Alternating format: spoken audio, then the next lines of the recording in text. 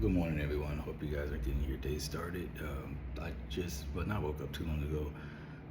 We have two dogs. They wake us up at the crack of dawn every morning at like 5 o'clock. They just do. That's just how it is. They're older dogs. My boxer, he's 13, and my mixed lab, she's about to be 9. We had another black lab, Harriet. She was 12, but she passed away back in May. But yeah, so today's another beautiful day here in San Juan. I'm actually gonna get ready to shower soon, get myself together, and get into my Spanish lessons. I'm self-teaching myself Spanish, um, only because, not because I'm married into a Puerto Rican family, but also because we plan to be moving even further soon enough to a Spanish-speaking country come next summer. At least that's our plans as of now. But doing that, and also I want to also share that I am going to be going to Istanbul this week. Actually, leave Saturday. I'm going to get a hair transplant, and I also want to share that journey with everyone. Um, so, like I said, I spent 20 years in the military, and just the stress and all this other stuff. Now, I have hair. This is the most hair that I've had in years that I've let it grow. Like I said, we just got back from vacation, so I haven't gotten a haircut. I'm not going to get one until after the procedure or whatnot. But if you can see, definitely like right here, I want to get my line fixed and everything. And, like I said, I'm 40 years old, and it's just trying to take care of myself. And you've invested so much of your life and so much energy, your body, your spirit into the military, at least for me, for 20 years. And I'm just like, I think I owe it to myself. Some people, oh, you don't need to get this and that. Usually for years I kept it bald. I just kept my head bald. It was just easier to deal with, because when we were doing training, rucking, and I didn't used to like to put too many chemicals or anything in my hair or anything like that. But you gotta wear your ACH, airborne operations, you're sweating constantly or whatnot, at least in the field that I was in. And so you're just like, yeah. So for years, I would just shave it. I would just shave it like with a razor, just shave it, or I'll get some clippers and just clip it back or whatever. But now that I'm retired, I have the opportunity to grow facial hair, to let my hair grow. I know what I want to do with it once I get it to the right length, but first I gotta get this stuff fixed up. So definitely want to share that journey. Um, I be leaving on Saturday to Istanbul, and I'm going through the Longevita, I think it is. I'm going through them. I wanted to get a hair transplant maybe about 3 years ago, but since I was still active duty, you're not allowed to do that. That's like a cosmetic surgery, and that's like excuse me, and it's being that you're still active duty, they wouldn't allow you to do that. I would have got my ass tore up if I would have tried it. Even if you like go on leave or whatnot, because you still have the healing process and everything that goes through it that you have to go through. So I was just like, nah, I'll just wait till I get out the military. I told my husband, I was just like, yo, when I get out the military, I want to get my hair transplant. And so that's what I'm going to do. And I'm kind of scared a little bit. Mind you, whenever I do something, I've always do research. I've done tons and tons of research on this, which clinic to go to, like what was the best clinic or whatnot. And for me, I picked them, Longevita or whatnot. I decided to go with them because I was going to go with them originally when I first had considered it. But I had actually paid like a little deposit. It was like what, 200 something bucks at that time, just to hold my spot. And they hold your spot for like a year. They hold your deposit for like a year. But I ended up just not going, simply because sorry, got just late. But simply because being active duty is I couldn't do it. It's a medical procedure. You know, what can I say? Just without permission, basically. Your ass would get handed to you. And I was like, I'm not gonna risk my career. I've invested too much time and all this other shit, so I'm not gonna do it. So I just waited, And now that the time has finally come, like I said, I'm a little bit nervous. I'm doing the what is it, um, the FU procedure with the sapphire, I think that's how you say it, blades, because I heard that's a lot easier and better as far as with the getting the hairs in and all the other good stuff. So it's gonna be quite a journey, and like I say, I'm a bit nervous, but I'm gonna go ahead and just do it. And it's something that I've been wanting to do for a while, and I feel like for someone like myself who has, dealt with a lot of stress, dealt with a lot of uncertainty, and the military ages you, and the running joke in the military is you age in dog years, and you kind of low-key do, because we are put into situations at an accelerated pace, you know what I mean, like compared to the average citizen.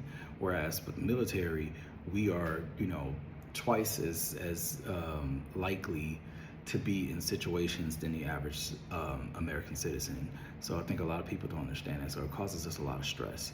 And being in special operations, it causes a lot of stress. Just being in the military, period, causes a lot of stress, because you just don't know.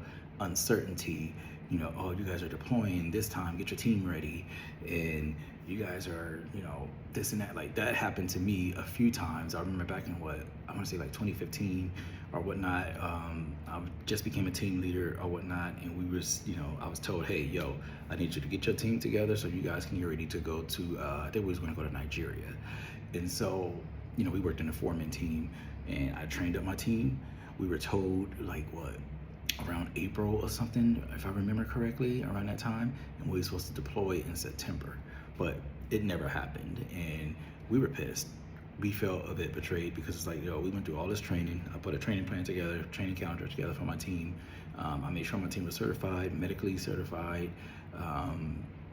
that we had everything we need to check the block in order to get out the door, and it just never happened. And so I remember my team leader, he felt so betrayed. Like, he was done after that. I think he actually ended up getting out the military. He refrad after that. He was done. He was like, I'm done. He was an officer.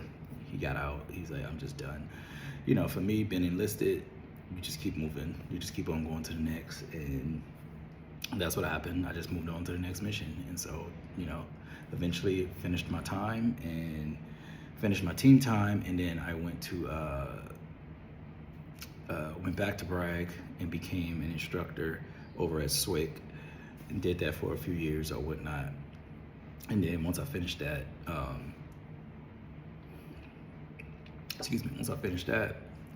went to go be an operations NCOIC until I retired. So,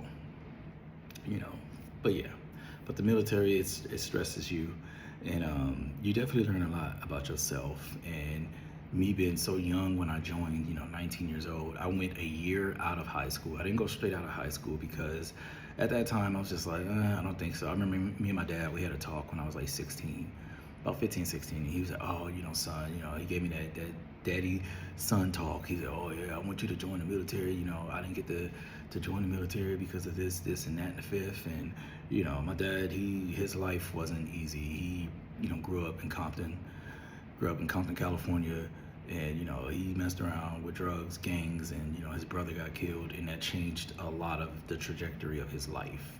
And my dad ended up in jail. He ended up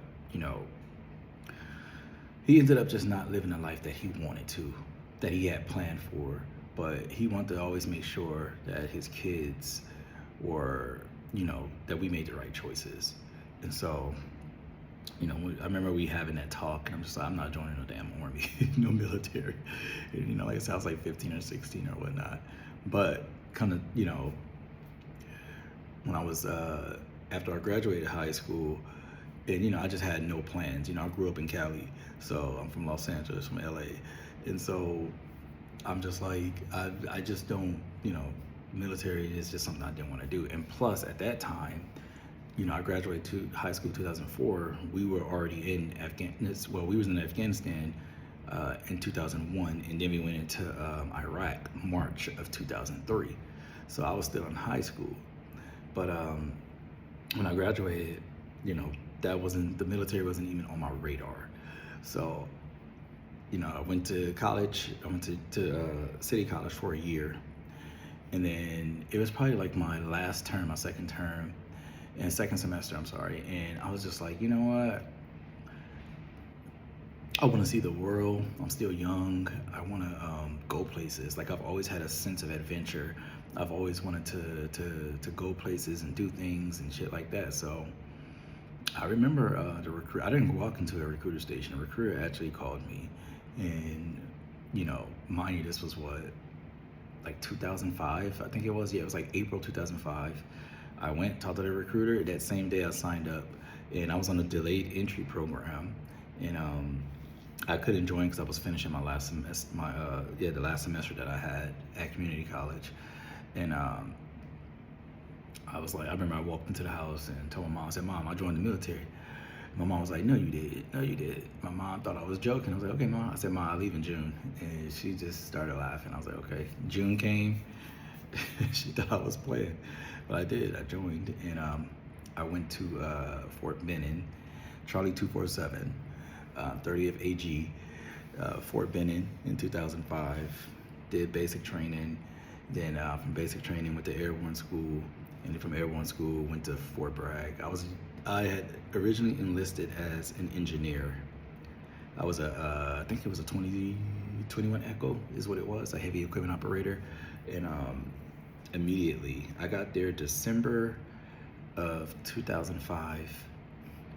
March 2006, I was in Afghanistan already. We was in Afghanistan already, so I was just like, fuck, But I knew there was going to be a chance. I mean, come on now. We were at the height. The war was really starting to kick off, and then, things that was going on in Iraq was hot and heavy. But Afghanistan during that time was heavy too, very heavy. Was starting to get heavy.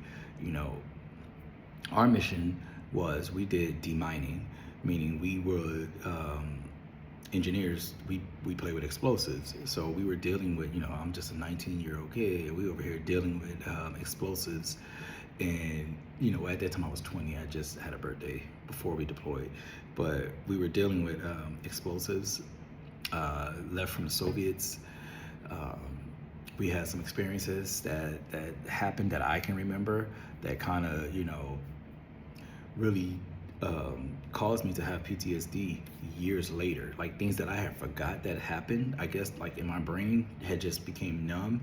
But years later, after coming back from Afghanistan, in 2018, that's when I started having nightmares, and it just caught me off guard. It just didn't make any sense to me, you know what I mean?